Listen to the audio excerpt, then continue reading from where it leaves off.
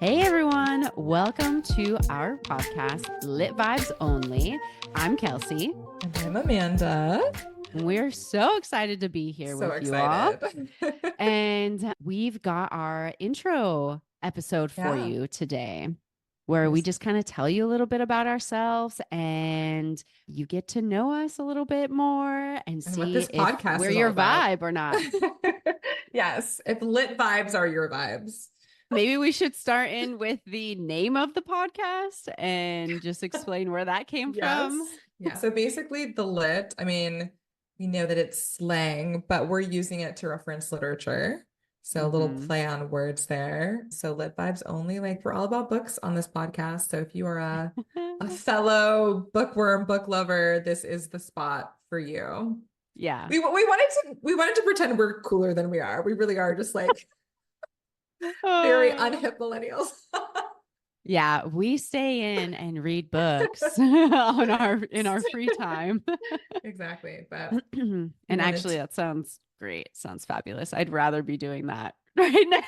Exact. Oh my gosh, especially today. So we're in Seattle. We're located in Seattle, Yes. both of us, and it is definitely a gray Seattle day today. Like even though it's the middle of the summer. Well, it's normally, or it has been for the past month and a half, just sun and so much heat. Sweltering. Yeah. But yeah, today is one of the first days where we have cloud coverage. I know. So it does feel like a Seattle day today, which Totally. for me makes me sad because I love sunshine. And I know I'm living in the wrong city, but summers here generally are sunny and gorgeous, but we are getting a very traditional Seattle gray day today, which is, it's perfect for reading. It's perfect for like curling up with a good book. Or a good podcast. Or a good podcast. So yeah, I guess we should talk a little bit about ourselves. We're going to like get a little personal. Yeah. So I'm Kelsey, like I said at the beginning, and I grew up in Washington State, actually. And I am very accustomed to the rain and the clouds, but I don't necessarily, I'm not in love with it. I love having like a streak of sun and then rain. Because then it feels like, oh, we earned the rain or we need the rain. And I feel like that's a really like adult thing to say these days. It's like, oh, we needed that rain. Oh, God. Yeah. To say that too, like I just turned 35 this year. And how old are you? I'm 36. I actually didn't know. I knew you were older I knew than how old me. you were. Oh yeah. Okay. Oh, and I was like, when's your birthday? So yeah, your birthday's in January. Yeah. But so, early January. Yeah. So I'm past the 36 and a half mark. So we are both firmly, squarely in the millennial range. Oh, totally. 100%. We're about as millennial as it gets. I think I am not from Seattle, if you couldn't tell from my earlier comment. I am a Midwest girl. So originally from Ohio, but have lived on both coasts actually now. I spent some time in New Jersey and then moved out to Seattle. Oh, yeah. I'm starting my 5th year in Seattle, which is wild. Yay. So yeah, excited to be here. And we are also both teachers, right? Oh, yeah. So that's, we're both millennials and in we're education. both in education. I guess you're not a teacher anymore. I'm not a teacher anymore. What are you? Yeah, I am an assistant principal at a middle school in the Seattle area. And yes, it is a lot of work. And yes, it is stressful. And that's why we're doing this podcast, because we need an outlet.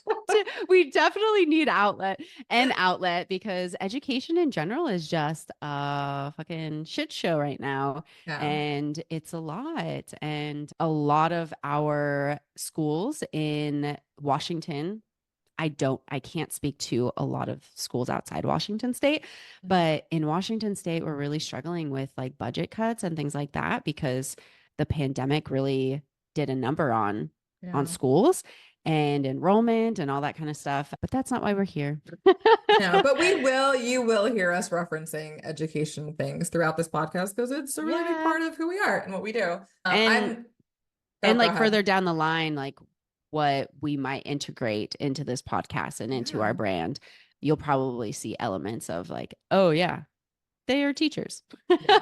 And if you're an educator and you're listening to this podcast, let us know. We'd love to hear from you. Totally. I have not made it to assistant principal level. I don't know that I ever want to be an assistant principal. Honestly, It's a hats whole off to other you. world. I am a department chair and a classroom teacher, and I think for right now that is my sweet spot. So yeah, we're both in education and both millennials, and we both have ADHD, which I feel like should be said right off the bat.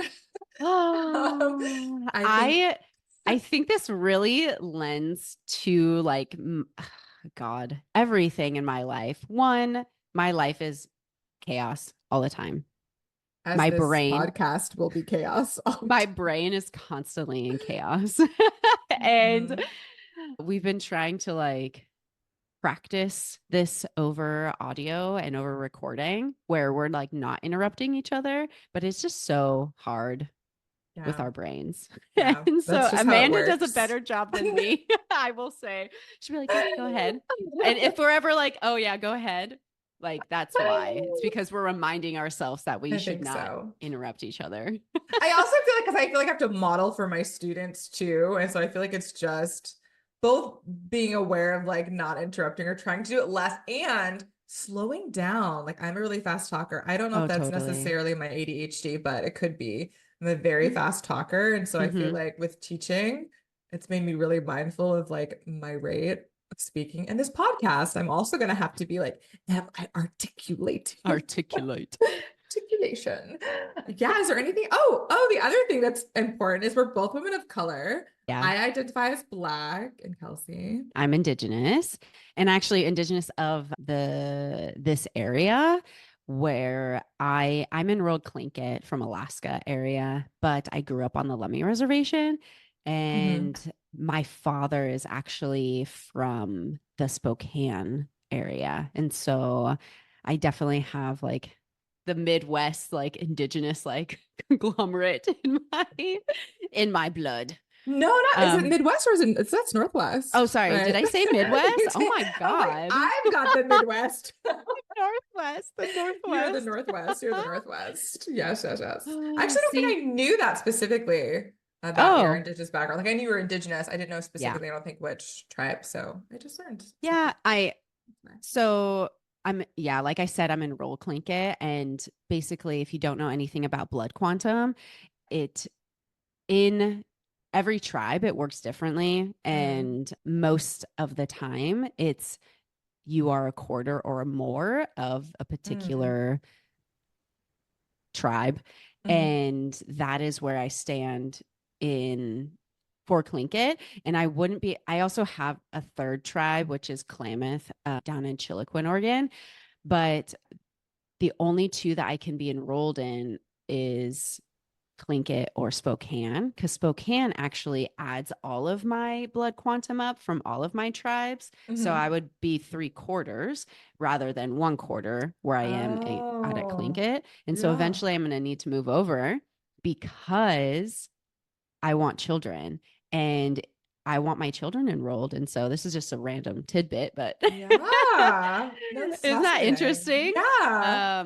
Because they wouldn't federally be considered Indigenous unless they're enrolled. And so, and some tribes do it by ancestry, like the Puyallup, and I actually don't know if Muckleshoot does that, but Puyallup for sure does that, and by descendancy. And so anyway, that's just a tidbit too. I want to like do a whole other podcast episode on this. I'm like so fascinated, and I don't really know honestly that much about a lot of this, and I'm sure some of our listeners don't either. And I'm just like, I have all these questions. I'm like, tell me about the whole blood quantum process. Okay, but we're gonna pause because my little ADHD brain is like already going off down this whole other path. Tangents, but that makes us relatable, you know? I feel like so many people struggle with ADHD, and it's like not talked about, especially in women. Especially in women. Not talked about a lot. Yeah. And so yeah, the tools we use, the things we utilize to like support our ADHD and like make sure we live productive lives. I think Yes. maybe it could be a cool podcast because it Well, relates to reading too. yeah, and like one of the things, I mean, and I'm looking at this right now as we're talking, is we made an outline before this episode so that Yes. we could like stay on track and remember what we needed to talk about, because otherwise this would be like an 8-hour podcast talking about literally Oh, everything. 100%. 100%. So we're just like over here checking off the boxes. So Kelsey, why don't we move on to our next little bit? What a lovely transition. I know, right? It's so smooth, so smooth. We wanted to talk a little bit, because this podcast is about books and about reading and stepping outside of kind of our literary comfort zones, as it were, to Yeah. talk a little bit about like our journey as readers, and like, is this Mhm. something that we've both always done? Is it something we came to later? Like, kind of how did we get into reading? Do you want to start and then I can like jump in after? Sure. I I have a funny or interesting rather story. What did we say? Reading journey Yeah. where I hated reading as a kid. Yes. I didn't grow up reading. And I also was like placed in like not special ed classes, but classes where because I never was identified for special ed, but I was in classes with like students who didn't speak English, who were like immigrants It's like to the ESL United classes. States. And yes, I don't think it was Oh, deemed that back oh, then, but okay. we were like mixed up. It was like the lower level, they would say, the lower level English. And that had a big impact on me. So then it kind of made me really sort of resent like reading and all of that Hmm. because I didn't see myself as a strong reader. I was in this class with other students who really were like learning English, and so I was like, Hmm. okay, so I'm like learning English, and um and so that's where I was when I was younger. And then I kind of in high school kind of came into my own, and then in college is when I started like reading more. I read a little bit before then, but it Hmm. was really, really college that started it off for me. And I remember reading the Divergent series. Like when I was Mm. really like I was like 18 or Yeah. something. I was young. And those books ripped me open. I was like, they're so and I was like, they're so upsetting, at least the ending, I suppose. But throughout seeing like Hmm. Trisha's trauma from like Hmm. all of the things that she's done, like, right? Like that was one of the books that like I related to as a Hmm. young person and then got deeper into this world. But I think like with my ADHD brain, like I couldn't just continue reading like consistently. I Mm. think it was an issue of like, being able to sit down and like just read. Yeah. And so like further along, like I would just read like here and there, here and there. And I would read really tragic books, or I would read like fantasy books or dystopian books, which I really love. And now I've kind of came into a new era of my life in the last couple of years where I've really dived into books more. And I think a lot of our viewers, hopefully, will understand that the books that got me back into like reading, not back into, but into reading consistently, I Hmm. would say, are the ACOTAR books. Oh, of course.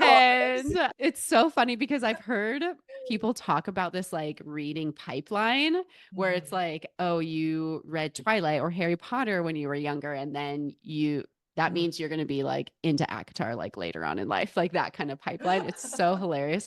And that kind of was my trajectory. And so I read ACOTAR, blew through that series, and Mhm. then was like, what else do I read? And I just kept Mhm. like picking up books. And so I'm in that phase of my life. The heavily the very Yes. romanticy And so to phase. get to now to present, yeah, I'm reading a lot of romance and fantasy dystopian books. I love those. We just read Ferryman, and Mhm. I can't wait to talk about that one. Mhm. But yeah, I love all of those types. Yeah. That was like so beautifully said and so just like linear. I'm like, I feel like Woohoo! I'm gonna try and tell my journey. It's gonna be like all over the place. Well done. So yeah, Educators. yeah. No, but I feel like when I'm trying to explain something as like expansive as this topic, it's like I feel like I'm gonna be all over the place, but I'm gonna try and follow your beautiful example and be concise and focused. You're gonna do great. Thank you. I'm so nervous. Oh my gosh. Okay, so very different journey when it comes to reading. I started reading very early. I learned how to read when I was 3. My parents taught me at home, and pretty much like once I figured out what words were and how to put them together and read them on a page, I was like gone. I just couldn't get enough of reading. I don't know if you remember, this is gonna like age me, but like back in the early 90s when you were learning how to read, at least at my school, they would give you like those paper books. Like they weren't even actual books. They were almost like pamphlets. It's stapled together. Yeah. And they were like, and you get them in like pre-K or kindergarten.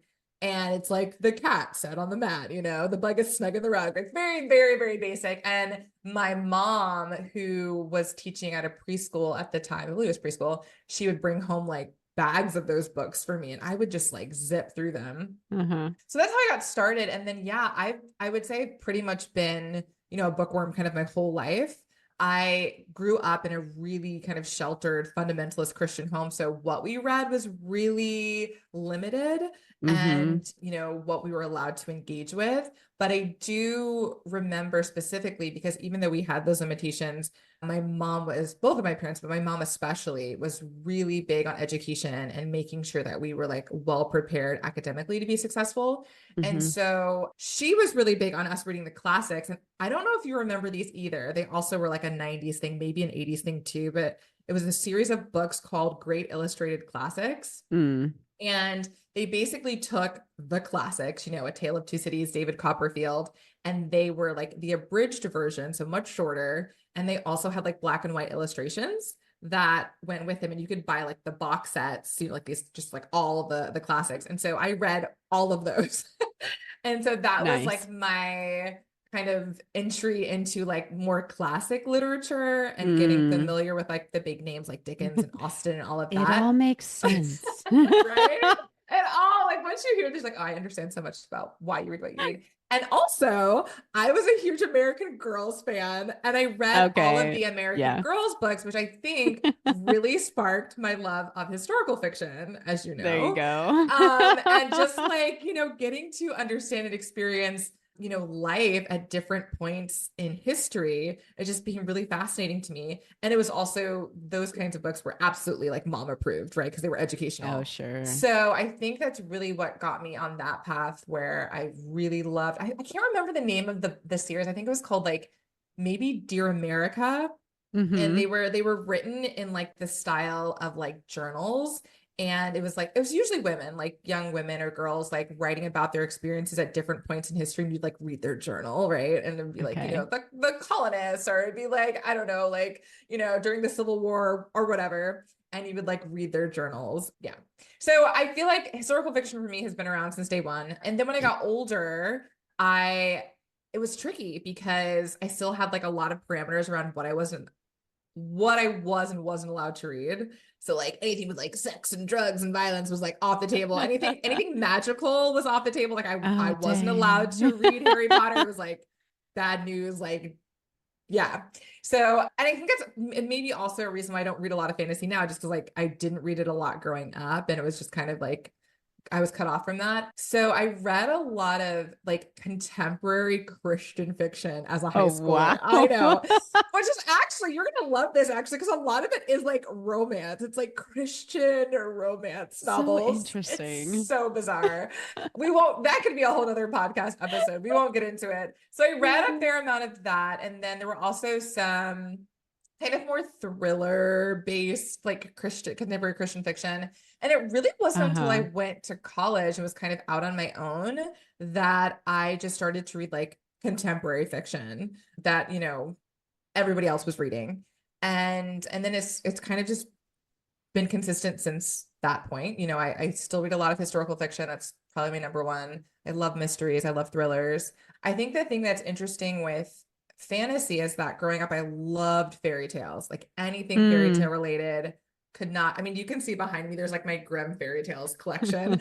So I loved it, but yeah, I never really got into fantasy outside of that. Maybe a little bit with like YA fiction, because like, yeah, I read, like I like dystopian novels and things of that nature. Mm-hmm. Like, yeah, like the Ferryman and things like that. But yeah, I guess that's kind of my journey. And I feel like I've been pretty consistent since probably about college in terms of what I read. Yeah. Yeah. And you also are part of a book club. Yeah, so I started a book club with a group of friends. Gosh, I think it's maybe 6 or 7 years ago now, which is Holy shit. wild. Yeah. So definitely Oh have been my in this gosh. like, bookworm book club world for a while. We actually did a book club trip to Greece last summer. It's phenomenal. Yeah, So you guys yeah. take a trip every year, don't you? Or Well, no, every that was other? our first time honestly Oh. doing like an international book club trip. A couple of years prior to that, we did, because we all were living in New Jersey at that point, which is where we all met. Oh. We did like a long weekend trip to like Long Beach Island. Oh, I But mhm. now that we did the trip to Greece, we're like, yeah, we need to like make this an annual thing, guys. This is fantastic. Oh, do But it. yeah. But I'm excited to have like this new like podcast book club with like Yeah. all of our listeners. Like this is going to be so exciting. So if you can't tell by now, we have quite the different taste in books. Very different. And so the whole premise of this, I was going to say book club, it kind of is book club. This podcast is that we are going to be discussing and reading books that Kelsey loves and books that Amanda loves. And so we're basically going to be forcing each other to read our loved books. And it's been going okay so far. No, it hasn't. I can't wait to tell you guys what she's forced me to read, because it's been absolutely miserable. And I've been way nicer to her. Just saying. I Way don't know. nicer. That book was awful. I am so our first two books that we are going to be talking about in upcoming podcasts is None of This Is True by Lisa Jewell, right? And what did you read? I read Twilight, guys. I'm so sad. Like literally, So, there's no comparison getting to read a Lisa Jewell thriller versus Twilight, which oh I had God, I successfully have lots avoided of reading words. for 36 years. Okay, I'm sorry. And I made you read it. So you can already tell these episodes are going to be quite passionate. We'll use that word. Passionate and entertaining, I would. And entertaining. Yes.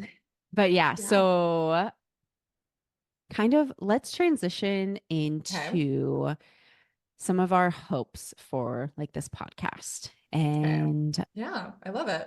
I mean, I think obviously going back to like the book club aspect is just like building, a community of readers, of diverse readers. I think with anything as humans, we tend to, which makes a lot of sense, right? We tend to form groups with people who have similar interests or tastes, etc. And I think one of the things, we have many things, but one of the things that connects us is like, yes, like we love to read and we love books, but we don't agree, right, on what we like to read. And normally then I'd be like, oh, well, I'm gonna go associate with people who are gonna read the books that I'm gonna read, right. And so I like the fact that we're kind of encouraging people who, love a variety of genres to come together to discuss them, to talk about what they love and what they don't and why. And in the process, hopefully maybe develop some new loves, right? And realize like maybe I actually do like this particular element of the fantasy world, right? And maybe I could give like romance a try.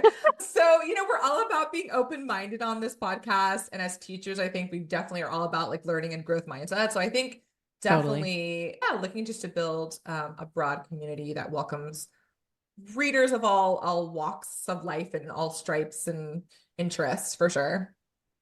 Absolutely. Yeah. I think also people love to polarize things too. So it's like it does that in the same way, but also like there are going to be books and aspects that we like about the books. Yeah. But yeah, I think it's just going to be fun to see. Like, yeah, for sure.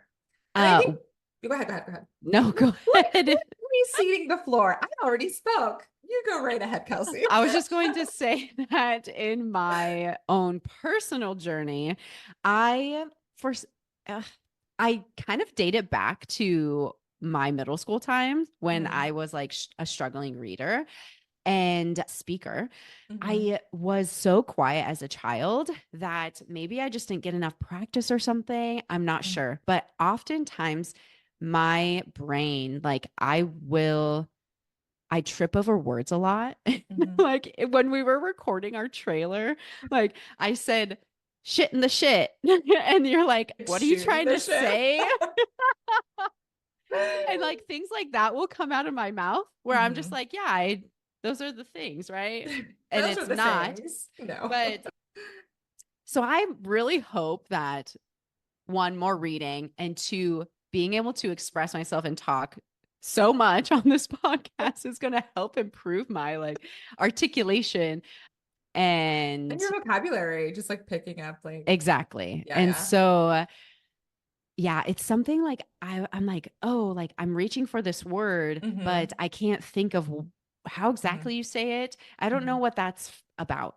If it has Yeah. anything to do with ADHD or what, I Yeah. have no idea. But so I'm hoping personally for that Yeah. growth. Yeah. I think my problem is just I have trouble with like word recall in general. Like I feel like I Yeah. know the appropriate like phrases or terms or whatever, but then thinking of it in the moment, like, and I feel like this Mm, podcast is going to challenge me because I'm like, okay, we're on, we're doing the thing. What is that word?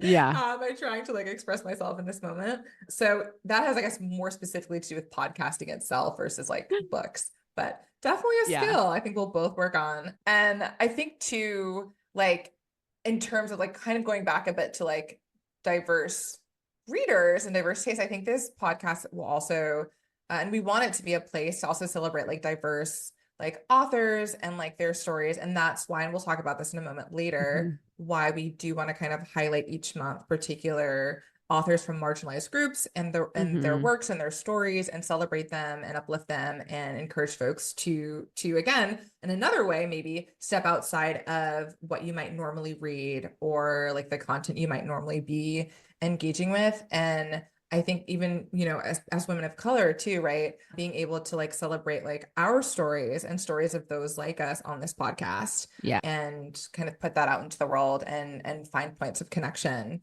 with the folks who Mhm. are like listening in. I think I'm really excited to incorporate that too, because that's really important.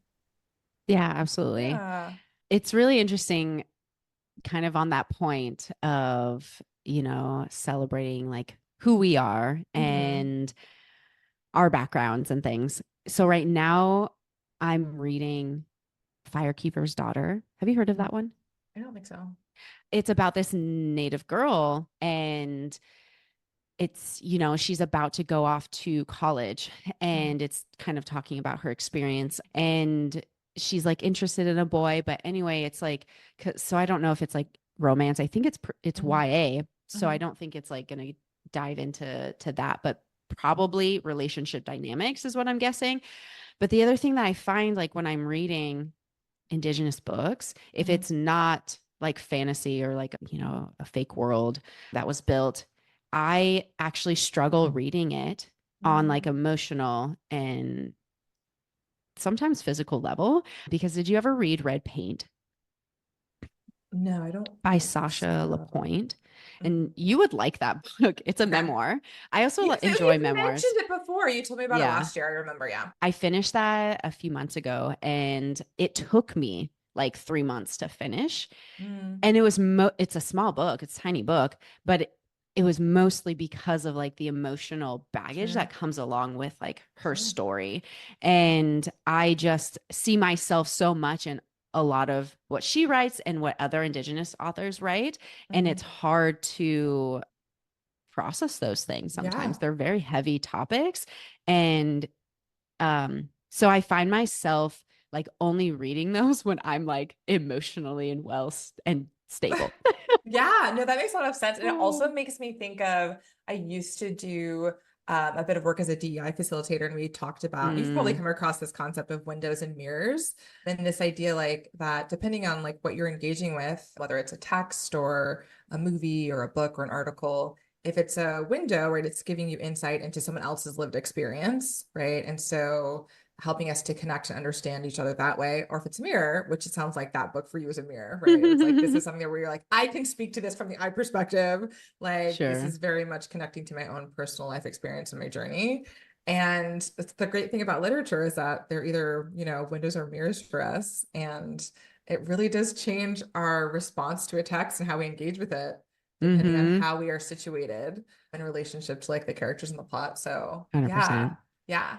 With For that being sure. said, too, I love it when a book makes me cry. Wait, Like, you love that. yes, I want to feel something. That's Okay. true. That's fair. That's fair. That's And if fair. I have no investment in the main characters, Yeah. like, what is the point? I I really mean, you don't, could like I don't like it. smile, like you could be invested and be happy. You're Like like, I I'm not said, my crying. life is chaos. No. I mean, I get it. I get it. I do like having strong emotional responses. I don't necessarily look to cry, but that is a sign of a good book. that is When true. I cry or have like that much emotional interest in the Yeah. characters. But I will say, I fucking cry at everything. Like, I will cry at Okay. everything. So Okay. the bar is not high for me. Like, if yeah, so oh, it's funny. The only thing that I hate about a book, well, okay, there's many things about I books. was Like like, the one tell thing, us more. the one thing that will like, it is if it's boring.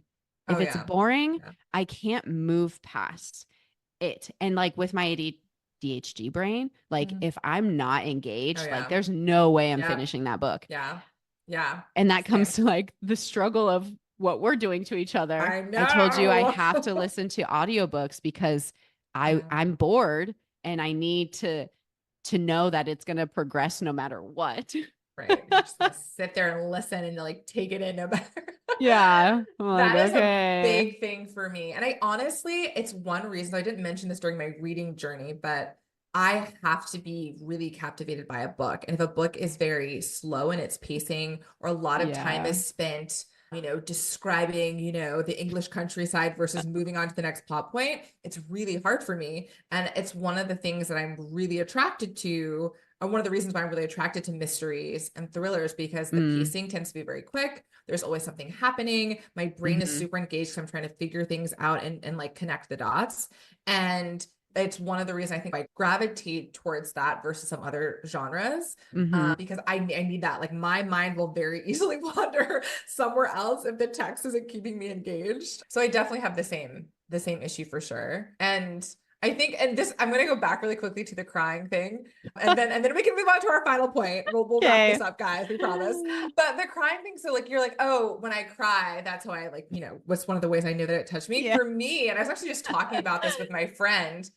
For me, the emotion that I want to feel when I like close a book, especially if it's a contemporary fiction story, I want to be like, oh my gosh, I'm never going to see those folks again. And I'm really sad about that. Like, I feel like I'm losing a friend. And that's when I know like a book has really touched me, because they've become so real for me. And I've spent, whatever, a week or so with them and their stories, and really just enmeshed myself in their lives. And that for me is like the sign of like a book that has like really like got me, firmly in its clutches and moved me. Is like, yeah, I lost some friends and now I'm like That makes sense. Yeah. I So, definitely, we can talk more later on down the road about like book. Oh God, what are they called? See, it's happening. what, like Book tropes? slump, reading I slump, don't know. What reading slump. reading Yeah. slump? Okay. And then I feel like there's another one, reading slump. What are you Or trying? at the end of the book, you get a book hangover. A book hangover. I was like, I don't think book. I love how my first response was a trope. I'm like, why and what? We were not talking about anything along We should those definitely lines. do favorite tropes episode. We should. We for sure should. For sure. Well, I Romance think ones it's like are for so like, ridiculous. I was gonna say for books you read, I feel like it's more of a thing. I don't know that there's a ton of tropes for like historical fiction, but maybe for like mysteries and thrillers. I know for thrillers there definitely are. For sure. For sure. I'd have to just like Yeah. research. But anyhow, we're gonna I love that we're like saying that we're transitioning instead of just like really like smoothly and Hey, it's our subtly. first episode. It's true. We're gonna be kind to ourselves. So the last thing we wanted to talk to you guys about, probably the most kind of important logistical thing, is how our podcast is structured, like what to expect from us each month, and kind of how we're going to go about this whole process.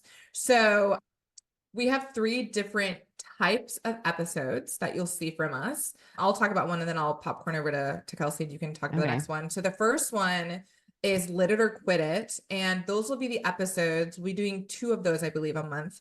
And those will be the episodes in which I'll be reading a book that Kelsey forced me to read, Twilight. And she'll then read a book that I have forced her to read. In this case, you know, for the first 2 episodes of that, she'll be talking about her experience with None of Us Is True. None of this is true, right? None that. Yep. See, that's what I meant. None of this is true. None of us is true. There's even a grammatical sense. None of us is true. Okay. So none of this is true.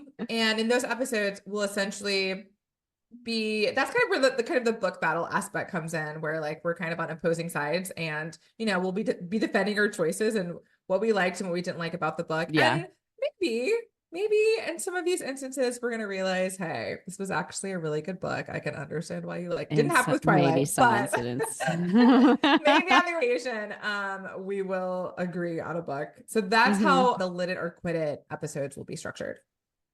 Over to you, Kelsey. One of the episode types we are going to include is called Lit Strips. And we're really diving into this literary we're gonna just lit everything. Yeah, we're just gonna lit the shit out of everything. There you go. So what we would like to do is talk about movies that were made from books. And so we plan to discuss some books that were made into movies, probably fairly recently. More recent stuff is what we're focusing on. So look forward to those. Yeah, we'll just be like comparing them and seeing like, you know, which we like more. Did we like hate both of them, or like all that good stuff? We'll just be unpacking both the book and the movie together. And it'll be from any type of genre. It's not from any specific type of genre. It's like whatever movies that are out. Exactly. So look forward to that. And then our third and final type of episode type, I said type twice, is Lit Recs, which is an episode that we'll be doing each month in which we highlight authors and stories that are associated with a particular heritage being celebrated that month. So if you listen to our trailer, we kind of talked about it a little bit. But as we head into the fall, you know, we have Native American Heritage Month coming up. We have LGBTQ plus Heritage Month coming up. And so what we'll do is we will be recommending books that we are familiar with, that we've read, maybe even that we've heard about but haven't quite read, but we've heard really great things about, just to again highlight, celebrate, uplift those stories and encourage folks to maybe engage in some looking into some windows, right? And engaging with experiences outside of your own and learning something wonderful in the process. So that's what you can expect from us each month. And we will be releasing on Mondays, right? On Mondays. So you can expect. Is the plan. That is the plan. We'll see. There have been so many little hiccups already in this process, and we are just learning and rolling with the punches. So I think we'll also be learning a lot of resilience during this. Oh, absolutely. We're going to be improving our tech skills. No one talks about that when they're making a freaking podcast. They're just like, they're on here and they're just like, I just popped into my closet and recorded like an award-winning podcast. We're just slogging through it, but we're gonna find our stride, and we're excited to have you guys on this journey with us. Is there anything else that we're forgetting before we just want to welcome people to follow us on social media as well? We have a TikTok account and an Instagram account. So the TikTok account is Lit Vibes Only Podcast, and our Instagram is Lit Vibes Only. Yeah, Lit Vibes Only underscore podcast. We had to like do a little name change there. So Instagram Lit Vibes Only underscore podcast. TikTok is Lit Vibes Only Podcast. and we'll be posting lots of fun stuff on there as well. So be sure to follow. Enjoy the episodes where we have 0 ads while it lasts. Exactly. Enjoy. Awesome. I think that's it for us. I'm Yay. like, how do we sign? How do we end this? Like, Hey, lit in the shit. We'll see you on Mondays. See you on Monday.